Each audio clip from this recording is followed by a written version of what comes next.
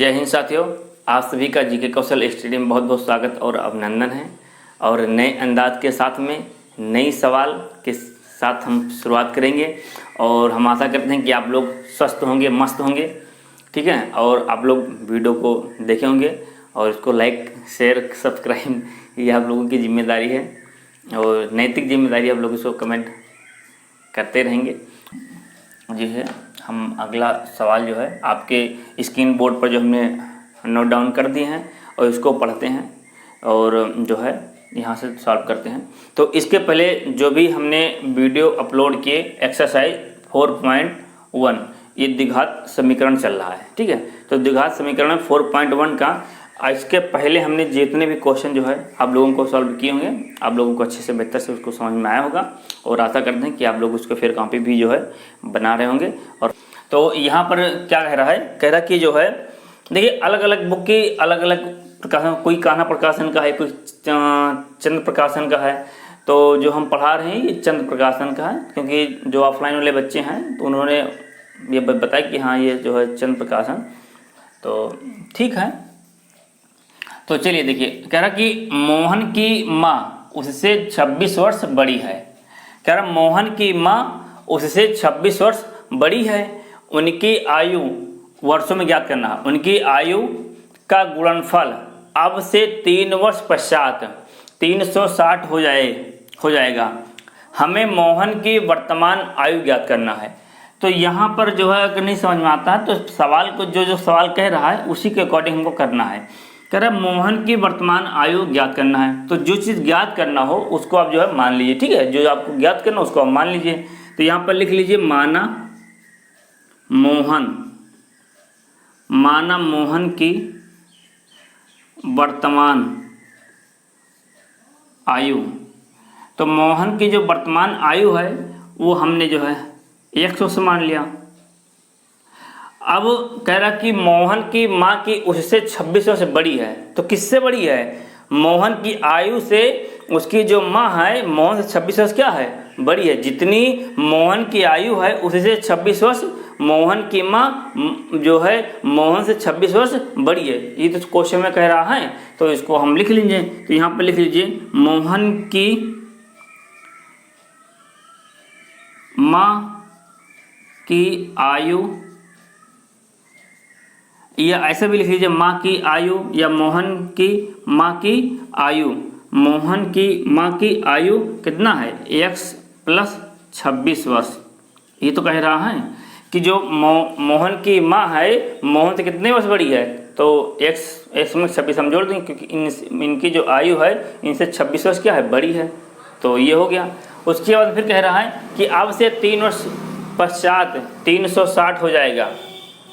देखिए जब भी पश्चात की बात आए तो पश्चात में यानी बाद, पश्चात मतलब यानी बाद, तो बाद में हम जोड़ते हैं। और जब भी बात आए पहले या पूर्व बात आए तो हम क्या करते हैं? घटा देते हैं। तो जितना कहेगा वर्तमान, देखिए हम अपने आप को रखेंगे वर्तमान में, और वर्तमान से कहेगा बाद या पश्चात, तो वर्तमान से बाद में हम या पश्चात में जोड़ देंगे। कहेगा कि जो है 3 वर्ष पूर्व या 2 वर्ष पूर्व, तो वर्तमान को रखेंगे बीच में, और वर्तमान से उसके बाद में फिर अगर पूर्व या जो है पहले कहेगा तो 3 वर्ष या जो है 5 वर्ष जो भी होगा उसको मुझसे घटा देंगे। तो वर्तमान को ही रखना, यानी यहाँ पर लिखना वर्तमान, और बाद या पश्चात कहे तो यहाँ पर जोड़ देंगे हम, ठीक है। और उसके बाद में अगर कहेगा कि पहले या पूर्व तो यहाँ पर घटा देंगे। तो वर्तमान को यहाँ पर रखना और बाद या पूर्व में, बाद या पश्चात में जोड़ देंगे और पहले पूर्व में हम घटा देंगे, ठीक है। ये चीज़ होता है, इसको हम रख कर दें। और उसके बाद में फिर जो है कह रहा है कि 3 वर्ष पश्चात, यानी वर्तमान से 3 वर्ष पश्चात, फिर आ गया ना, हो आ गया। तो 3 वर्ष पश्चात, यानी यहाँ पर लिख लो कि जो है 3 वर्ष पश्चात दोनों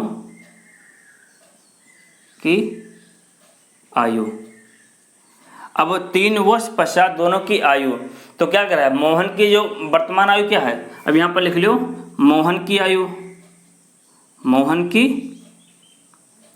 आयु, तो मोहन की जो आयु है 3 वर्ष पश्चात दोनों तो हमने क्या बताया कि पश्चात में जुड़ जाएगा।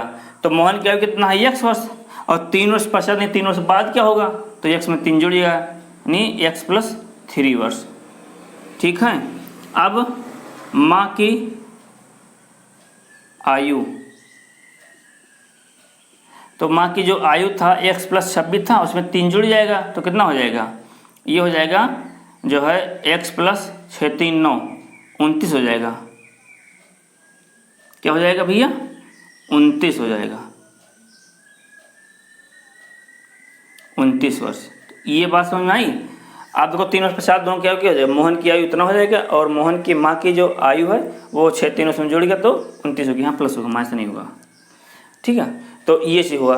अब फिर क्या कह रहा है कि अब से 3 वर्ष पश्चात जो है 360 हो जाएगा, तो गुणनफल अब से 3 वर्ष पश्चात 360 हो जाएगा।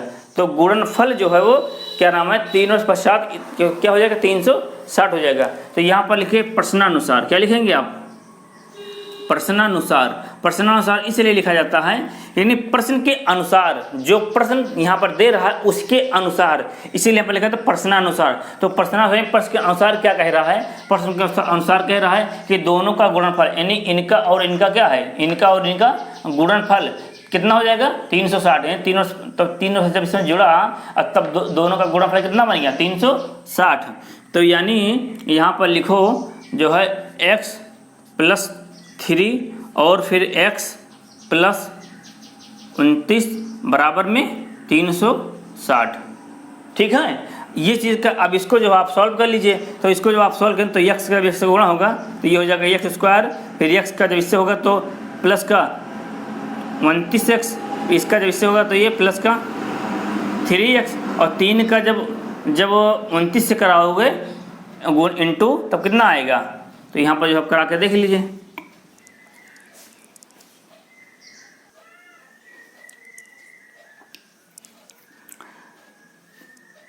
हाँ, तो 3 का जब यहाँ, तो यहाँ जब 3 का जब x गया तो क्या है, 3x आया।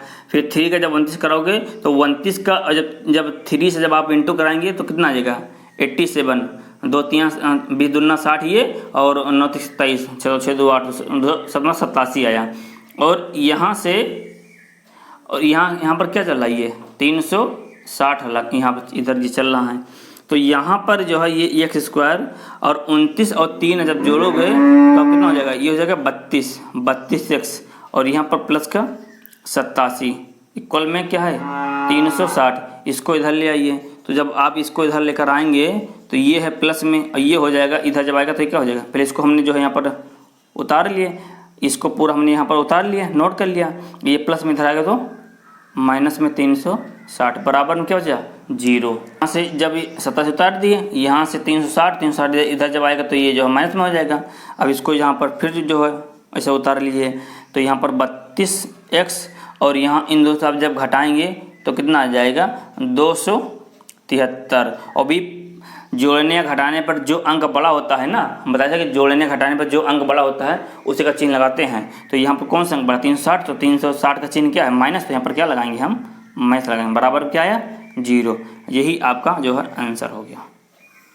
इसका गुणनखंड नहीं दिखा रहा है, बस यही आपको दिखा रहा है कि हाँ मतलब यही आपका आंसर है। तो कह रहा है कि हमें मोहन की वर्तमान आयु ज्ञात करना है, और मोहन की वर्तमान आयु क्या है, तो मोहन की जो वर्तमान आयु हमने मान लिया था कि जो है x है, तो मोहन की वर्तमान आयु x हो गया। और ये सवाल में जब आप इसको पढ़ोगे तो आप बुक में, तो इसमें क्या द्विघात समीकरण में है या नहीं है, तो हाँ ये द्विघात समीकरण में है। देखो x² और प्लस 32x माइनस का, क्योंकि द्विघात समीकरण का जो व्यापक जो मानक जो रूप होता है ax² प्लस bx और प्लस c बराबर क्या होता है, 0। तो क्या ये इसका रूप बन रहा है, तो हाँ ये इसका बन रहा है, इसीलिए क्या नाम है यहाँ पर ये इसका रूप बन रहा है, तो इसीलिए क्या है, ये द्विघात समीकरण के रूप में है। तो दूसरे का जो है चौथा क्वेश्चन, यानी ये दूसरे का आखिरी क्वेश्चन है, हमने आपके स्क्रीन बोर्ड पर नोट कर दिया, और हम पढ़ते हैं ये लिखा क्या है, और समझने का जो है हम लोग प्रयास करेंगे। ठीक है, आप समझने का प्रयास करें। तो एक रेलगाड़ी 480 किलोमीटर की दूरी समान चाल से तय करती है। एक कोई दूरी है और रेलगाड़ी जो है समान चाल से उस दूरी को तय करती है। मान लीजिए कि ये A है और ये है बी, ये दो बिंदु, हाँ ए और बी दो बिंदु हैं। और कोई एक रेलगाड़ी है, यहाँ पर मान लीजिए ये कोई जो है एक रेलगाड़ी है, ठीक है, एक ये वंदे भारत मान लीजिए, इसे करके कुछ बना है जो ये है। अब इसकी जो दूरी है रेलगाड़ी की कितनी है, 480 किलोमीटर, यानी ये जो दूरी है ए से और बी तक की दूरी है 480 किलोमीटर दूरी है। और रेलगाड़ी को ए से बी तक जो है दूरी तो तय करना है। तो कह रहा है कि जो है दूरी समान चाल से जो है चलती है। यदि इसके चाल में 8 किलोमीटर कम हो, मतलब इसके चाल में अगर 8 किलोमीटर, ये बात की बात है, तो पहले हम इसको समझ लें कि तो गाड़ी की चाल आपको ज्ञात करनी है। यानी कहने का मतलब ये है कि जो आपको पहले, सर एक मिनट, जो आपको पहले ज्ञात करो पहले उसको मान लें, फिर आगे यहाँ समझाते हैं आपको, अच्छा समझ में आएगा। तो यहाँ पर मान लीजिए, माना रेल गाड़ी की चाल बराबर, देखिए जो चीज आपको ज्ञात करना हो उसी को मान लीजिए, ठीक है। तो माना रेलगाड़ी की चाल बराबर कितना है, x किलोमीटर, हाँ x किलोमीटर, हाँ जो है चाल जो है x किलोमीटर जो है प्रति हावर से दे रखा है ना, प्रति हावर से। तो रेलगाड़ी की जो चाल है वो x किलोमीटर प्रति हावर से, मतलब x किलोमीटर प्रति घंटा की रफ्तार से रेलगाड़ी क्या दौड़ रही है पटरी पर। और उसके बाद में फिर दूरी कितनी है, तो यहाँ पर लिख लीजिए, क्योंकि दूरी, कुल दूरी कितनी है 480, तो कुल दूरी बराबर, यानी ए से बी की जो कुल दूरी कितनी 480, तो 480 किलोमीटर, ठीक है। अच्छा तो 480 किलोमीटर है, तो दूरी बराबर क्या होता है, सॉरी चाल बराबर दूरी बटा समय, ठीक है। तो चाल बराबर दूरी बटा समय, तो दूरी कितना है, दूरी है 480 किलोमीटर, और समय कितना है, तो समय जो दे रखा है वो नहीं, तो चलो ठीक है। अच्छा यहाँ पर समय मालूम नहीं है हमें, और चाल कितना दे रखा हुआ है, जो चाल जो दे रखा हुआ है वो, इसको आप ऐसा कर लीजिए, चाल बराबर दूरी बटा समय होता है, समय हमें मालूम नहीं है, तो यहाँ पर समय लिख लीजिए। तो समय बराबर क्या हो जाएगा, समय बराबर दूरी बटा चाल। अब दूरी कितना है, तो दूरी 480, यहाँ पर 480 लिख लीजिए। और चाल कितना है, चाल, तो चाल कितना, चाल है जो है आपने क्या माना था, x माना था, यानी समय क्या आ गया, समय आ गया जो है 480 बटा x, ठीक है। t1 जो है समय जो है लग रहा है। अब यहाँ पर देखो अगला क्या कह रहा है, अगला कह रहा है कि यदि इसकी चाल 8 किलोमीटर कम होती है तो वह उस दूरी को तय करने में 3 घंटा अधिक लेती है, ठीक है। यानी अभी जो क्या था, गाड़ी मान लीजिए गाड़ी जो है कि चाल जो x किलोमीटर प्रति घंटे की रफ्तार से चल रही थी, दूरी कितना हमको तय करना 480 किलोमीटर, ये गाड़ी है x किलोमीटर प्रति घंटे की रफ्तार से ये चल रही थी और हमें 480 किलोमीटर दूरी तय करना है। तो समय क्या आ जाएगा, तो t1 बराबर समय बराबर दूरी बटा चाल 480 बटा x, ठीक है। ये मान आगे हमने रख दिया। उसके बाद में कह रहा कि इसकी चाल में अभी ये 1 किलोमीटर प्रति घंटे की रफ्तार से चल रही थी, और कह रहे कि इसके चाल में यदि 8 घंटा कम कर दिया जाए, यानी अभी जो इसकी चाल थी वो x थी, अब कितना कह रहा कि इसके चाल में, यानी चाल में जो है 8 घंटा दी कम कर दिया जाए, तो अब कम 8 किलोमीटर प्रति घंटा कम कर दिया जाए तो उसकी दूरी को तय करने में 3 घंटा अधिक समय लेती है। तो जाहिर सी बात है कि अब 1 घंटा समय कम लेती है, 2 घंटा समय कम लेती है, 3 घंटा मतलब जो है वो सॉरी अधिक लेती है। तो जाहिर सी बात है जब कोई जिस चाल से चल रहा है, अगर उस चाल में उसके चाल में आप अगर कमी कर देंगे तो जो दूरी है, दूरी में कोई परिवर्तन नहीं हुआ, दूरी तो उतना ही है, तो आप समय ज़्यादा लग जाएगा, क्योंकि आप भी तेज दौड़ रहे हैं। जब 5 किलोमीटर आपको जाना है तो 5 किलोमीटर आप तेज दौड़ रहे हैं तो जल्दी पहुंच जाएंगे, समय कम लगेगा। अब 5 किलोमीटर है, दूरी वही है, 5 ही किलोमीटर है, अब आप धीरे धीरे चल रहे हैं तो समय आपको ज़्यादा लगेगा। तो वही चीज़ कह रहा है कि इसके चाल में अगर 8 घंटा कम कर देगा तो 3 घंटा अधिक लेता है, ठीक है। तो यहाँ पर अब आप लिखिए जो है यहाँ पर लिखिए जो है यदि चाल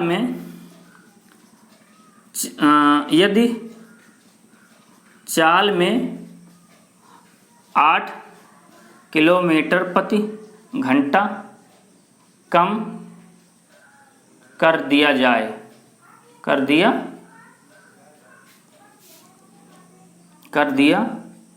जाए। तो यहाँ पर ये जो है 8 किलोमीटर प्रति घंटा अगर उसके चाल में 8 किलोमीटर प्रति घंटा जो है कम कर दिया जाए तब क्या होगा, तब रेलगाड़ी की चाल क्या हो जाएगी, यहाँ पर लिख लो, तब रेलगाड़ी की चाल बराबर x-8 किलोमीटर प्रति घंटा। ठीक है, और दूरी कितना है, तो दूरी तो भैया वही है क्योंकि दूरी में कोई परिवर्तन नहीं हुआ है, 480 किलोमीटर। ठीक, इतनी बात समझ में आई।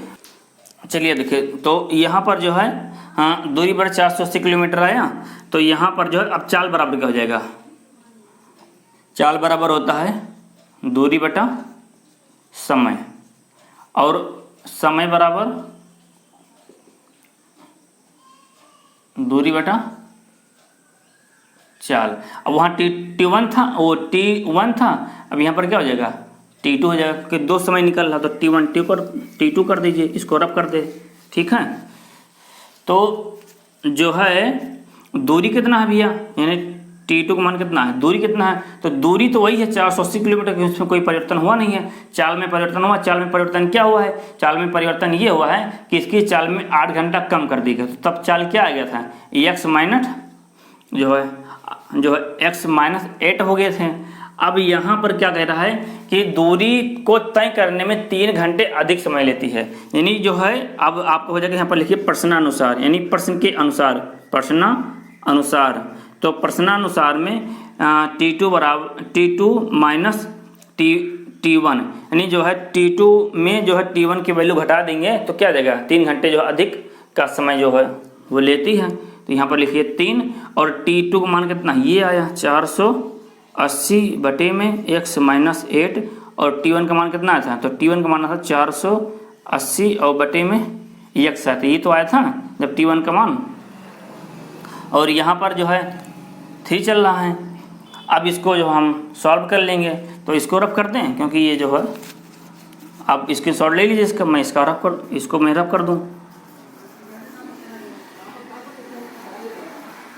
अब देखिए यहाँ पर, अब इन दोनों से जो है 480 यहाँ भी, 480 यहाँ भी, तो 480 कॉमन कर लीजिए, तो अंदर में यहाँ ब्रैकेट के अंदर क्या बचा, 1/1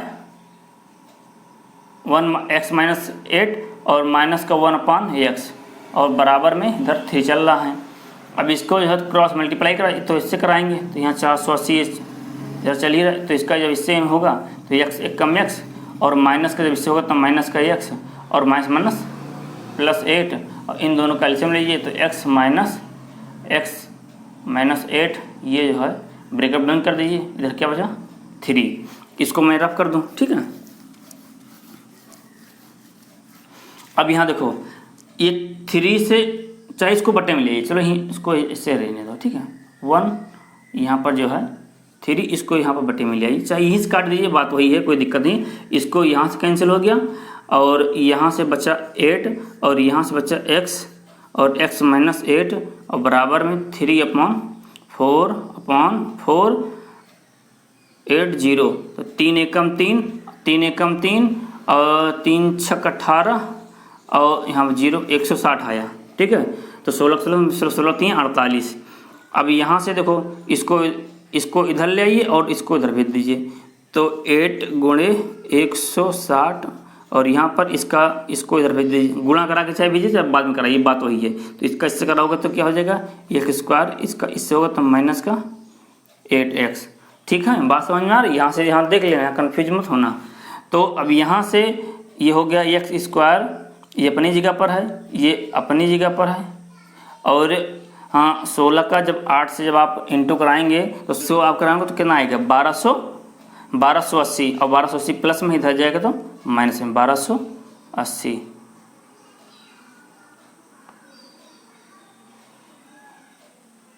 तो जब 16 8 12 80 16 8 128 और यहाँ 0 0 लगा दीजिए। यानी जब 160 का जब आप 8 से गुणा करोगे तो 1280 बराबर क्या होता है 0। यही आपका जो है आंसर हो गया। ठीक है, ये द्विघात समीकरण का रूप भी है। क्या कहते थे, रेलगाड़ी की चाल ज्ञात करें, तो रेलगाड़ी की चाल क्या मानी थी आपने, रेलगाड़ी की चाल x मानी थी। यही आपका जो है आंसर आ रहा। ठीक है, तो ये बात समझ यहाँ पर देख लेना। ठीक है, कैलकुलेशन यहाँ पर है, इसको देंगे, न समझ बताना, फिर कमेंट करना, फिर हम यहाँ क्लियर करवा देंगे। तो यहाँ ये आपका जो है आंसर आया। ठीक है, तो आई होप आप लोगों को समझ में आया होगा। ठीक है, चलिए कह रहे कि जाँच करो कि जो है समीकरण, ये समीकरण दे रखा है और एक द्विघात समीकरण है या नहीं।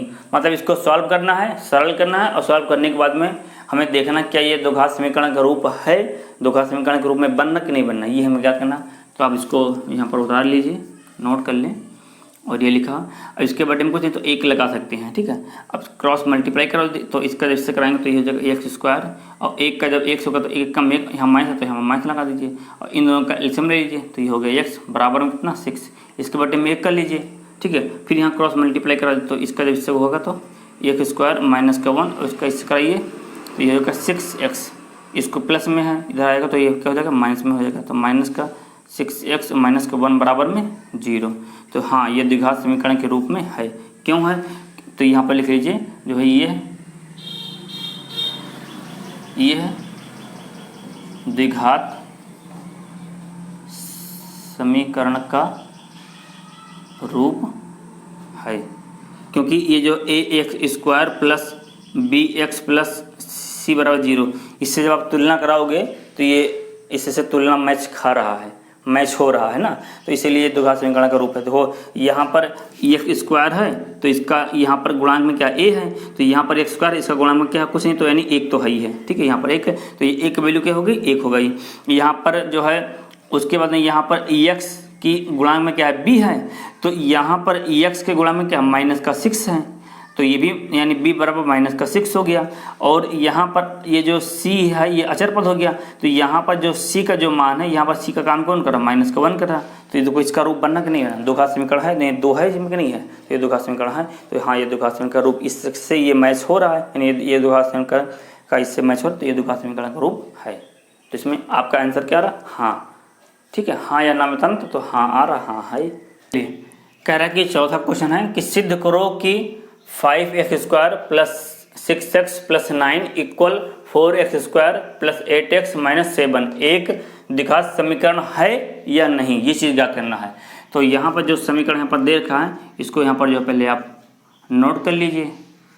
ठीक है, और हमने जो इसको यहाँ पर नोट कर लिए। अब उसके बाद इसको ज्ञात करना कि द्विघात समीकरण में है या नहीं है। तो ये जितने सारे पद हैं इनको जो है इधर ले आइए, पक्षांतर कर लीजिए। तो ये ऐसे पहले उतार लीजिए, यहाँ पर नोट कर लीजिए इसे। तो ये हो गया 6x प्लस का 9, और इसको जब आप प्लस में इधर आएगा तो माइनस में, ये प्लस में इधर है तो माइनस में, ये प्लस माइनस में इधर तो प्लस में, बराबर में क्या था 0। अब देखो 5x² में से जब माइनस का 4x² जब घट जाएंगे तो क्या बचेगा, प्लस का बचेगा, प्लस का x²। क्योंकि आपको बताए थे कि जोड़ने या घटाने पर जो अंक बड़ा होता है उसका चिन्ह लगाते हैं हम। तो यहाँ पर जोड़ने, यहाँ पर घट रहा तो घटा दिया, लेकिन अंक कौन सा बड़ा है 5 बार, तो इसलिए इसका चिन्ह क्या प्लस होता है, प्लस लगा दिया। और इन दोनों से क्या, यहाँ से 2 घट रहा तो इन दोनों में क्या कॉमन है, इन दोनों में से जो घट रहा है कॉमन नहीं, जो घट रहा है यहाँ पर बचेगा 6 2 8, यानी माइनस का 2x बचेगा। क्योंकि यहाँ से यहाँ जब आप घटाओगे 8 में से जब 6 जब घटाएंगे तो जो है 2x बचेंगे, और माइनस यहाँ चिन्ह लगा देंगे क्योंकि माइनस का जो है पंक्ति बड़ा है।